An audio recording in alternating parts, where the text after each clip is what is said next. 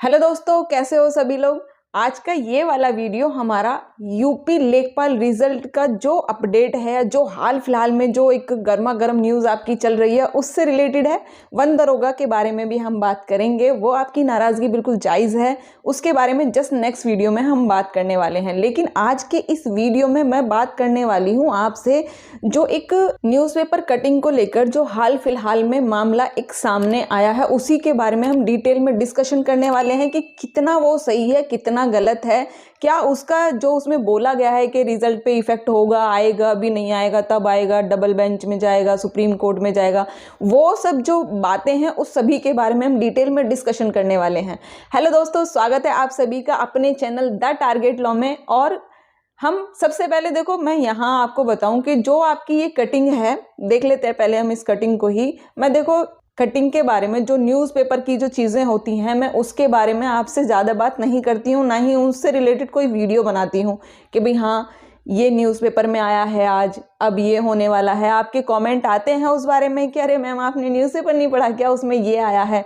लेकिन मैं उस बात पे विश्वास बिल्कुल नहीं करती हूँ, और इसीलिए अभी तक भी आपने देखा होगा कभी भी मेरा न्यूज़पेपर की बात को लेकर कभी भी कोई वीडियो नहीं आया होगा। केवल तभी आता है जब वो चीज़ आपको बतानी बहुत ही ज़्यादा ज़रूरी हो जाती है।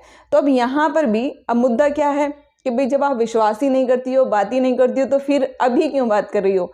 तो देखो, पहली बात तो ये कि विश्वास क्यों नहीं किया जाता, क्योंकि जो न्यूज़पेपर में जो बातें होती हैं वो मोस्टली गलत ही साबित होती हैं। उनका क्या है कि जो सामने आई चीज़ें और उनको छाप दिया, तो इससे क्या रहता है, अब उस पर कैसे विश्वास किया जाए। इसीलिए वो सब मोस्टली 90% हम कहें अगर तो गलत नहीं होगा, तो मोस्टली चीज़ें वो गलत ही होती हैं। लेकिन आज का जो ये कटिंग है, जो ये आप देख रहे हो साइड में, इसके बारे में हम डिटेल में डिस्कशन करने वाले हैं। इस न्यूज़पेपर कटिंग में बोला जा रहा है कि भाई जो आपकी रिट फाइल हुई थी टोटल, वो कितनी थी? 9 रिट थी आपकी, 9 रिट आपकी फाइल हुई थी हाई कोर्ट में, चाहे वो इलाहाबाद हाई कोर्ट हो, चाहे फिर आपकी लखनऊ बेंच हो। अब इसमें बोला है कि भाई 3 का तो आपका डिसमिसल हो गया है, 3 आपकी डिस्पोज ऑफ हो गई हैं। अब 3 जो आपकी पेंडिंग चल रही हैं, डिस्पोज ऑफ तो जो आपकी इलाहाबाद हाई कोर्ट में हुई है, आपको पता ही है, अभी रिसेंटली जजमेंट आया था, और 3 आपकी अभी लखनऊ बेंच में पेंडिंग है। तो अब उनके फाइनल होने के बाद ही आपका रिजल्ट आएगा, या फिर उसके बाद में।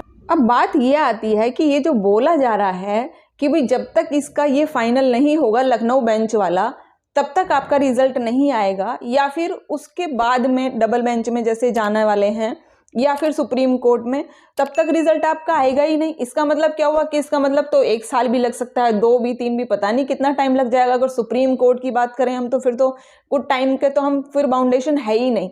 तो अब हम ये बात करने वाले हैं कि इस बारे में कितनी सच्चाई है, कि क्या तब तक आपका रिजल्ट पेंडिंग रहेगा। तो ऐसा नहीं है कि हाई कोर्ट का जो लखनऊ बेंच का आपका डिसीजन है, उसके आने के बाद भी आपका रिजल्ट नहीं डिक्लेयर किया जाएगा।